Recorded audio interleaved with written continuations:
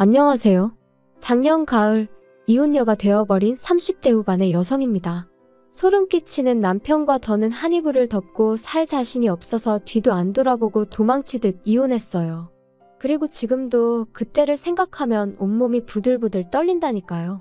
제가 사람 보는 눈이 없어도 너무 없었던 탓이겠지만 남편과 저는 일적으로 처음 알게 되었어요. 일단 제 직업은 방송국 PD로 제 입으로 말하기는 조금 남사스럽지만 나름대로 잘 나가는 편입니다. 반면 남편은 작은 광고회사에서 일하던 사람으로 유명세 같은 건 전혀 없는 사람이었어요. 그리고 처음 현장에서 마주쳤을 때는 솔직히 말 한마디 섞을 이유가 없기도 했는데 그 이유가 한 공간에 있었다 뿐이지 아예 업무 자체가 달랐거든요. 하지만 어쩌다 보니 또 한 번 같이 일할 기회가 생겼고 그때는 남편이 먼저 와서 아는 체를 하대요? 그런데 사실 그렇게 받는 인사도 저에겐 특별한 일은 아니었어요. 방송국에선 제가 나름대로 알려진 사람이었고 그래서 저는 상대를 몰라도 상대 쪽에선 저를 아는 경우가 자주 있었으니까요. 아무튼 나름대로 반갑다고 아는 체를 하는 남편이 스치듯 제 기억 속에서 떠올랐고 그래서 저도 그때 그분이시냐 하곤 가볍게 인사를 나눴습니다. 그리고 그땐 그 인사로 남편과 제가 그토록 가까워질 줄은 상상도 못했죠. 몇 번의 가벼운 대화가 오갔던 어느 날 남편은 자기도 언젠가 저처럼 방송국에서 일하고 싶다며 저더러 자기한테 조언 같은 걸 좀 해줄 수 없겠냐 하더라고요. 하지만 제 입장에선 남편 같은 사람이 처음이 아니었고 솔직히 매번 그런 사람들을 상대해주기도 보통 일은 아니었죠. 그래서 처음엔 최대한 돌려서 거절을 했습니다. 그래도 혹시나 제가 자기를 무시했다거나 그런 쓸데없는 오해는 사고 싶지 않았으니 무척 조심스러웠고요. 그런데 어째서인지 남편은 조금도 포기하는 기색을 보이지 않는 거예요. 그렇다고 저를 귀찮게 한 것은 아니지만 아무튼 그런 남편의 당돌한 모습에 저도 뭐랄까 한마디로 호기심이 생겼죠. 잊고 지내던 제 열정을 남편에게서 발견한 것 같은 기분도 들었고 그래서 결국 2달 만에 사적인 만남을 갖게 되었고요. 시작까지 시간이 좀 걸렸을 뿐 저희의 관계는 급속도로 발전해 나가기 시작했습니다. 남편은 매사 의욕이 넘치는 사람이었고 저는 그런 남편의 적극적인 태도가 나이를 떠나 배울 만한 점이라고 생각했어요. 참고로 남편은 저보다 3살이 어렸지만 연애할 때만 하더라도 나이와 상관없이 참으로 어른스럽다는 생각을 몇 번이나 하게 만들더군요. 그래서 남편이 결혼하자며 프로포즈를 해왔을 때도 제가 믿고 존경할 수 있는 남편이 되어줄 거라 믿었죠. 그래서 큰 고민 없이 하겠다 했고요. 그런데 솔직히 시댁에서 반대를 할 줄은 몰랐습니다. 시부모님께서는 제가 홀어머니와 단둘이 산다는 점 그리고 당신들 아들보다 나이가 많다는 게 마음에 들지 않는다며 대놓고 심지어 저를 문전박대하셨죠. 전 솔직히 홀어머니와 둘이 사는 게 왜 제 흠인 거며 제 나이 또한 문제라고 생각하지 않았어요. 아버지가 돌아가셨으니 홀어머니와 단둘이 사는 건 당연한 거 아닌가요? 그러면 저희 어머니가 재혼이라도 하셨어야 한다는 건지. 그리고 나이 차이도 남자가 몇 살이고 많은 건 별 문제가 되지 않는 세상인데 제가 겨우 3살 많다는 이유로 양심이 있네 없네 소리까지 들어야 한다는 게 너무 자존심도 상하고 모욕적이더라고요. 그래서 남편에게 헤어지자 했습니다. 이런 소리까지 들어가면서 당신이랑 결혼하고 싶지 않다면서 말이죠. 그런데 남편이 자기는 저 없이는 안 된다며 자기는 이 세상에 미련 없다. 솔직히 돌이켜 생각해보면 웃기지도 않는 소리인데 가볍게 무시해버렸으면 될 것을 매정하게 뿌리치질 못했어요. 그리고 무엇보다 남편이 자기만 믿고 따라오라는데 그 말이 왜 그렇게 눈물이 나던지. 그래서 결국 시댁과 반년 정도 부딪힌 끝에 부부의 연을 맺을 수 있었습니다. 결혼할 때 남편은 사회생활을 시작한 지 몇 년 되지 않아 모아둔 돈이 많이 없었어요. 그리고 시댁에서는 반대하는 결혼을 강행하는 저희한테는 한 푼도 보태줄 수 없다시대요. 그래서 결국 남편은 3천만 원을 가지고 온 게 전부였지요. 반면에 저는 제가 모아둔 돈도 넉넉했고 어머니가 해주신 재산도 꽤 있었습니다. 제 명의로 된 월세를 받는 상가도 있었고요. 그리고 전 어리석게도 이런 경제적 능력을 바탕으로 시댁으로부터 인정을 받고 싶었어요. 그래서 제가 거의 일방적으로 해가는 결혼이었는데도 아무런 불만을 갖지 않았죠. 제가 원래 어디 가서 계산 못한다 소리를 듣는 사람이 아닌데 그땐 눈에 뭐가 씌이기라도 했던 건지 참으로 어리석었네요. 한편 나름대로의 난관을 극복하고 꾸리게 된 가정이었기에 앞에는 오로지 꽃길만 있을 줄 알았습니다. 연애할 때 큰 소리 난 일이 없었으니 결혼 생활도 비슷할 줄로만 알았죠. 하지만 결론부터 이야기하자면 그건 순전히 제 착각이었어요. 많은 일들이 있었지만 남편이 제 이름을 팔고 다녀서 저를 너무 힘들게 했거든요. 본인인 저마저도 금시초문인 이야기를 흘리고 다녀서 이따금씩 저를 좀 아는 사람들은 너가 정말 그런 말을 했냐며 확인을 해오기도 했는데 그때마다 제가 느꼈던 그 곤혹스러움이란 이루 말을 할 수가 없었네요. 도대체 왜 그래? 왜 내가 하지도 않은 말을 하고 다니는 거야? 사람이 말하다 보면 실수할 수도 있는 거지. 그렇다고 이렇게 화를 낼 건 또 뭐야? 사람들이 자꾸 오해하잖아. 그리고 이 바닥에서 평판이 얼마나 중요한지 몰라? 야, 너 지금 내가 너보다 어리다고 가르치는 거야? 넌 내가 잘 되는 게 싫지? 네 그늘 아래 두려고 그러는 거지? 진짜 짜증난다. 연애할 땐 매사 자신감이 넘치는 사람이라서 이런 식으로 다툼을 하게 될 줄은 몰랐어요. 정말이지 나중엔 말 몇 마디만 나눠도 열이 뻗칠 만큼 화가 날 지경이었죠. 지금 생각해보면 자격지심이라도 있었던 건지 차라리 솔직하게 나 이런저런 일로 힘들다 하고 도움을 구했다면 저는 조금도 주저하지 않고 남편을 도왔을 겁니다. 아무튼 저는 남편의 그런 모습에 하루가 다르게 지쳐갔고 실망할 수밖에 없었죠. 하지만 틀어진 부부 사이에도 불구하고 저는 저 나름대로 남편의 가족들 그러니까 시댁 식구들에게 최선을 다했어요. 비록 고맙다는 말 한마디 제대로 들어본 적은 없었지만 내가 누군가에게 잘하면 그 복이 다시 나에게 돌아온다는 친정어머니의 가르침을 따랐던 거죠. 그런데 세상 사람들 마음이 다 저희 어머니나 저 같지가 않더라고요. 결혼한 지 만으로 2년차가 되던 무렵부터 친정어머니 건강이 조금씩 나빠져가는 듯 했어요. 반면에 저는 일거리가 넘쳐나서 일주일 내내 쉬는 날 하루도 내기가 어려운 상황이었죠. 그래서 남편에게 두세 차례 친정어머니를 모시고 병원에 가달라고 한 적이 있어요. 저도 남편이 바빴을 때 제가 남편을 대신해 시부모님을 모시고 병원을 다닌 적도 있었고 심지어 아버님이 수술을 하셨을 때는 꼬박 이틀을 곁에서 지샌 적도 있었으니 우리 부부 사이가 좋고 나쁜 걸 떠나 그 정도 부탁은 당연히 할 수 있다고 생각했거든요. 그런데 남편의 반응은 정말 차갑기 그지없었습니다. 지금도 잊혀지지 않아요. 내가 왜? 당신 어머니잖아. 요새 여자들은 효도는 셀프로 하는 거 좋아한다던데. 넌 왜 그래? 무슨 말을 그렇게 해? 내가 그동안 시부모님한테 어떻게 했는데? 내가 그러라고 시켰냐? 너 좋아서 한 걸 가지고 왜 나한테 그래? 그러니까 하기 싫으면 하지 마? 그 말 한마디에 오만 정이 다 떨어졌죠. 그래서 딱 그때부터 저도 시댁에 해드리던 모든 지원을 중단했어요. 그리고 그 안에는 경제적인 지원도 포함되어 있었고요. 부부 사이의 생활비도 그 무렵부터 칼같이 계산하기 시작했네요. 더는 남편에게 10원짜리 하나 쓰기도 아까울 만큼 남편이 미웠으니까요. 그리고 이렇게 무의미한 결혼 생활을 계속 이어가야 하나 차라리 지금이라도 헤어지자고 할까? 그런 생각이 들던 무렵 친정어머니께서 쓰러지셨습니다. 병원 말로는 신경성으로 달리 손 써볼 방법도 마땅치 않고 이런 식이라면 어머니가 1년이나 버티실 수 있을지 모르겠다고 했어요. 말 그대로 사형 선고나 다름이 없었죠. 저도 어머니도 몇 날 며칠 서로 말 한마디 쉽게 하지 못하고 눈물만 흘렸습니다. 그리고 상황이 그렇다 보니 이혼이니 뭐 그런 건 생각할 겨를도 없었어요. 남편도 남편대로 그때만큼은 저나 어머니에게 나름대로 신경을 쓰려고 하는 게 보이기도 했고요. 하지만 미리 말해두지만 이건 다 생쇼에 불과했네요. 그렇게 속절없이 시간만 흘러가던 어느 날 저는 친정어머니의 담당이로부터 뜻밖의 이야기를 듣게 되었어요. 얼마 전부터 한국에 수입이 되기 시작한 신약이 있는데 그게 저희 어머니한테 효과가 있을지도 모르겠다고요. 그런데 문제는 보험이 안 된답니다.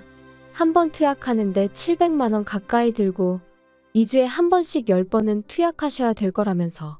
하지만 저는 고민하고 말고 할 것도 없이 해보겠다 했어요. 막말로 앉아서 돌아가실 날만 기다리고 계시게 하느니 뭐라도 해보는 게 당연하지 않나요? 그리고 정말 돈이 없다면 모를까. 아니 없다고 해도 어떻게든 해드렸을 거예요. 그런데 남편이 이 이야기를 듣더니 아니, 너 생각을 하고 말하는 거야?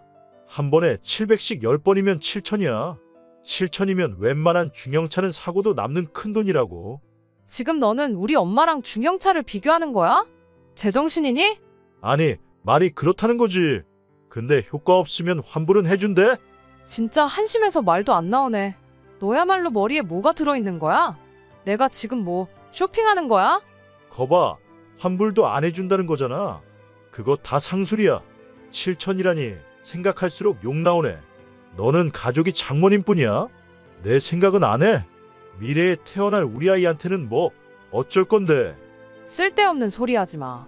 당신한테 돈 달라고 안 할 거고 내 능력으로 해드리는 거니까. 그리고 당신하고 알고 지낸 시간보다 내가 엄마 딸로 지낸 시간이 훨씬 길고 의미 있거든? 그러니까 서운한 애 어쩌네 그런 소리도 할 거 없어. 당신이 나한테 그런 말을 할 자격이나 돼? 결국 제 고집대로 신약으로 치료를 받기 시작했지만 솔직히 말해서 초반에는 효과가 없는 것 같았어요. 그리고 그때 저는 말 그대로 무너져 내리는 기분이었습니다. 마지막이자 유일한 희망이라고 생각했으니까요. 그런데 정작 남편은 자기가 뭘 했냐며 의기양양해하는 꼴이라니. 한마디로 정말 재수가 없더라고요. 하지만 편찮으신 어머니께선 당신까지 떠나고 나면 제 옆에는 남편 하나 남는다 생각하셨는지 계속해서 저더러 남편에게 잘해주라 하시고 저희 남편한테도 번번이 당신이 미안하다 하셨는데 다시 그때를 떠올리니 가슴에 돌 하나 걸린 듯 속이 불편하고 답답해지네요. 아무튼 정말 하루하루가 암담했지요. 하지만 죽으라는 법은 없다고 딱 절반쯤 지났을 무렵부터 놀라울 정도로 어머니의 증세가 호전되어 갔어요. 그리고 마지막 투약으로부터 2달이 지난 뒤 저희는 담당이로부터 6개월 뒤에 다시 오라는 말을 듣게 되었습니다. 치료가 성공적으로 끝났지만 추이를 지켜보자는 이야기였죠. 어머니도 저도 벅차오르는 감정을 주체하지 못하고 병원을 나서며 얼마나 울었는지 몰라요. 그리고 이튿날 저는 어머니랑 제주도로 여행을 떠났습니다. 어머니가 병원 생활을 무척이나 답답해 하셨거든요. 그래서 3박 4일 동안 맛있는 것도 먹고 즐거운 시간을 보내고 왔어요. 그리고 그러는 동안 남편은 말이라도 한마디 가령 잘 쉬고 오라던가? 네, 전혀 없었습니다. 저도 뭐 별 기대도 없었지만요. 한편 꿈같은 여행을 끝내고 어머니를 댁으로 모셔다 드리고 집에 왔어요. 원래는 어머니더러 당분간 저희 집에서 같이 지내시자 했지만 어머니가 사위 불편하게 하기 싫으시다며 거절을 하셨거든요. 아무튼 그래서 이제 짐 정리도 하고 어질러진 집도 치우고 그러고 있는데 남편이 거칠게 현관문을 열고 집 안으로 들어오더군요. 그리고 얼마나 술을 마셨는지 자기 몸 하나 제대로 가누지도 못하면서 저더러 한다는 소리가 너랑 니네 엄마 때문에 다 망했다. 다 꼬였어. 꼬였다고. 내 인생 책임져. 갈 사람이 때가 되면 가야지. 진짜 짜증난다. 지금 뭐라고 한 거야? 갈 사람이라니? 너 지금 우리 엄마가 갈 사람이었다는 거야? 그럼 죽을 날 받아놨으면 그냥 적당히 살다가 가야지. 그걸 왜 마음대로 연장을 시키냐고. 모녀가 똑같이 이기적이야. 지들밖에 몰라. 정말이지 온몸에 소름이 쫙 끼치면서 저 인간이 저러다 나한테도 무슨 짓을 할지도 모르겠다는 생각이 들더군요. 그래서 간단한 짐만 챙겨서 술 취한 남편이 잠이 든 틈을 타 도망치듯 집을 나왔습니다. 그리고는 바로 어머니 댁으로 향했어요. 원래는 어머니를 걱정시키긴 싫어서 호텔로 가려고 했는데 그러다 남편이 혼자 계신 어머니한테도 찾아가 패악질을 할지도 모르겠다는 생각에 그럴 수도 없었거든요. 어머니는 어머니대로 방금 헤어진 딸이 얼굴이 사색이 되어서는 돌아왔으니 몹시 놀라신 눈치셨습니다. 그리고 그런 어머니께 저는 그간의 제 결혼 생활부터 시작해서 아무래도 이혼을 해야 할 것 같다더는 같이 못 살겠다는 이야기까지 전부 털어놓았죠.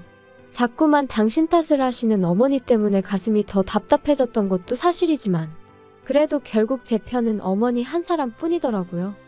이튿날부터 저는 변호사를 만나고 이혼을 준비해 나가기 시작했습니다.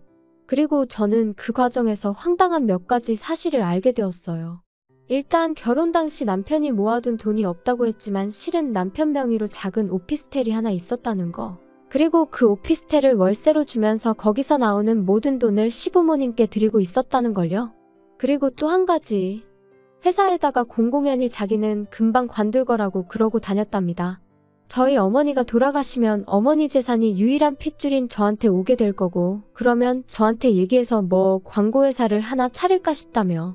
물론 저는 금시초문 생각조차 해본 적 없던 이야기였어요. 또다시 남편이란 작자에게 소름이 끼치더라니까요. 한편 변호사는 이 모든 게 저에게 유리한 정보라고 했지만 기쁘지만은 않았던 것도 사실이에요. 웬일로 집에 다 들어왔냐? 당신 보고 싶어서 온 거 아니니까 관심 꺼. 그리고 엄밀히 말하면 이 집은 내 집인데 내가 왜 나가 있나 싶더라. 그러니까 오늘부로 당신이 방 빼. 참나, 그게 말이 되냐? 남편을 내쫓는다니 말도 안 된다. 그럼 말이 되고 말고. 너 이제 내 남편 아니야. 나 너랑 이혼할 거거든. 이혼 같은 소리 하네. 나 이혼 못해. 너 때문에 나 개털됐으니까 네가 책임져야지. 아, 신우한테 오피스텔 넘겨줘서? 그러니까 왜 그렇게 경거망동을 했어. 그리고 진짜 입에 담기도 싫지만 우리 엄마가 돌아가시면 그 재산이 내 거지 니 거야? 정말이지. 더는 한마디도 너랑 말 섞기 싫으니까 당장 나가. 안 그러면 내일은 사람 불러서 끌어낼 거니까. 이혼이 뭐 그렇게 쉬운 일인 줄 아냐? 내가 나간다 나가. 나야말로 너한테 질릴 대로 질렸어. 여자가 돼서는 독해 빠져가지고. 아무리 그래도 무능한 너보단 내가 낫지. 남편은 저에게 온갖 쌍욕을 퍼부으며 집을 나갔어요. 남편이 완전히 제 시야에서 사라지고 나서야 비로소 참았던 숨이 터지듯 나오더라고요. 그리고 이후로 저는 변호사의 도움을 받아가며 몇 달의 공방 끝에 남편과 이혼을 할 수 있었습니다. 결혼 기간이 짧아 위자료랄 건 없었지만 적어도 뭐 하나도 빼앗기지 않았으니 참으로 다행이다 싶었죠. 그리고 들려온 남편의 소식은 아주 재미났습니다. 일단 남편은 저희 어머니가 처음에 앞으로 1년 정도 사신다 소리가 나왔을 무렵 시집간다는 신우한테 기분이랍시고 자기 오피스텔을 줘버렸던 거였죠. 아마 모르긴 몰라도 저희 어머니만 돌아가시면 재산 꽤나 생긴다 생각하곤 아까운 줄 모르고 말 그대로 헛짓거리를 했던 걸 거예요. 그런데 이제 저랑 이혼을 하게 되면서 신우한테 그걸 돌려달라고 했나 본데 그 핏줄이 어디 가나요? 신우가 뭔 소리냐며 내가 그걸 왜 돌려주냐고. 그래서 아주 집안이 난리가 났던 모양입니다. 그리고 제가 이 일을 이토록 상세히 알게 된 건 시부모님이 저 때문에 남매가 아주 등을 찌고 살게 되었다며 책임을 지라고 저한테 따지러 오셨거든요. 그래서 제가 두 분 능력으로 하나 더 사주시라고. 아, 돈이 없어서 그렇게 못해주시냐고 쏘아붙였네요. 그 와중에 싸가지니 뭐니 그런 것까진 생각도 안 했고요. 그리고 한 가지 더 가뜩이나 제가 이혼하게 된 전후 사정을 아는 친구가 남편 회사의 대표와 지인이기도 했고, 친구는 저하고 상의를 한 것은 아니었지만 제 남편이 너무너무 꼴보기가 싫더랍니다. 그래서 그 대표에게 저희 남편이 사업이니 뭐니 헛물을 키고 다닌다며 이러다 이 회사 기밀도 빼가는 건 아니냐고 바람을 좀 넣었던 모양이에요. 그리고 그러자 대표도 그렇지 않아도 그 직원 때문에 다른 직원들 불만이 이만저만이 아니었다면서 결국 해고시켰답니다. 팀워크도 부족하고 불성실하고 뭐 아주 틀린 말도 아니었으니 남편도 제대로 한마디 반박도 못해보고 쫓겨나듯 나왔나봐요. 저더러 네가 꾸민 짓이냐 그러고는 연락이 왔었는데 그때만 해도 저는 아무것도 몰랐던 때라서 이 인간이 뭔 소리를 하는 건가 싶었는데 비하인드 스토리를 알고 나니 정말 웃겨서 한참을 웃었다니까요. 아무리 돈 앞에 장사 없다지만 그래도 한때는 정말 저 하나만 있으면 된다고 눈물 콧물까지 짜대던 인간이었는데 이런 걸 보면 사랑이란 게 참으로 간사한가 싶기도 하고 그저 제가 옥석을 가려내지 못해서 이런 일을 겪은 건지 정말 사랑이란 건 믿기 어려운 것인지 여러 가지로 생각을 하게 되네요. 부디 여러분은 저와 같은 실수는 하지 않으셨으면 좋겠습니다. 평생을 의지하고 소중히 아껴줄 상대를 만난다는 거 저 한 번만 더 기대하고 기다려봐도 될까요? 따뜻해지는 이 계절처럼 제 마음에도 훈풍이 불어오길 기다려봅니다. 들어주셔서 감사해요.